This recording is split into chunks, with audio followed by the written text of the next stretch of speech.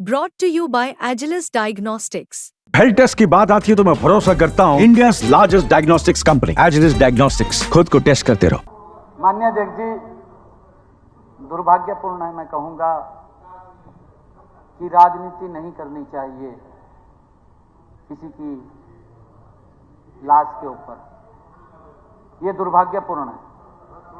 हमारे माननीय हुड्डा साहब जी और माननीय अशोक अरोड़ा जी, रघुवीर कादियान जी ने तो बहुत ही मार्मिक, और आदित्य सुरजेवाला जी ने तो बड़े मार्मिक तरीके से इस विषय को उठाया। आदित्य सुरजेवाला तो कह रहे, कहा कि मैं घर भी जाके आया हूँ, बच्चों को भी मिला हूँ, बच्चों से भी बात की है। देखिए, हमारी सरकार का, हमारी पार्टी का उस परिवार के साथ जो घटनाक्रम हुआ है उसके अंदर हम उनके दुख के अंदर शामिल हैं। जो दुख उस परिवार का है वो मेरे परिवार का दुख है, वो किसी और का दुख नहीं है। माननीय अध्यक्ष, हमारे परिवार का नहीं। माननीय हुड्डा साहब, कहा गया है।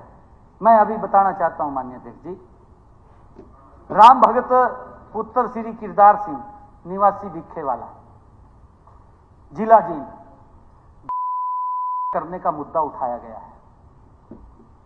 हमें बड़ा दुख है कि श्री राम भगत पुत्र श्री किरदार सिंह ने 6 नवंबर को कीटनाशक दवाई, परंतु यह और भी दुख की बात है कि इस घटना को राजनीतिक रंग देने का पूरी कोशिश की गई। माननीय अध्यक्ष जी, हमने वहां पर रिकॉर्ड देखा। रिकॉर्ड के अनुसार जो मृतक है राम भगत के नाम कोई जमीन नहीं है, कोई जमीन नहीं है। माननीय अध्यक्ष जी, भिखेवाला में नहीं है। उनके पिता श्री किरदार सिंह के नाम गांव भिखेवाला में 3 कनाल कृषि जो है, 3 कनाल और 125 गज गैर मुमकिन जमीन है। माननीय अध्यक्ष जी, राम भगत पुत्र श्री किरदार सिंह ने मेरी फसल मेरा ब्यौरा पोर्टल पर भी कोई पंजीकरण नहीं है। जहां तक डीएपी की उपलब्धता की बात है, भिखेवाला गांव दनौदा पैक्स में पड़ता है। माननीय अध्यक्ष जी, ये भिखेवाला गांव है जो, वो दनौदा पैक्स में पड़ता है। और दनौदा पैक्स में 1 नवंबर से लेकर के 6 नवंबर तक प्रतिदिन कम से कम 1200 बैग डीएपी के उपलब्ध थे। उस समय तक वहां पर उपलब्ध थे, कोई कमी नहीं थी। 1200 बैग वहां पैक्स के अंदर उपलब्ध थे। और मैं माननीय अध्यक्ष जी बताना चाहूंगा,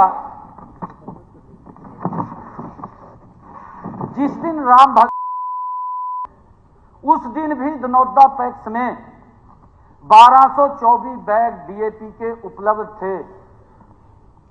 और उस दिन वहां 600 से ज्यादा बैग डीएपी के किसान लेकर के गए, उन्होंने खरीदा है। उस दिन 600 से ज्यादा।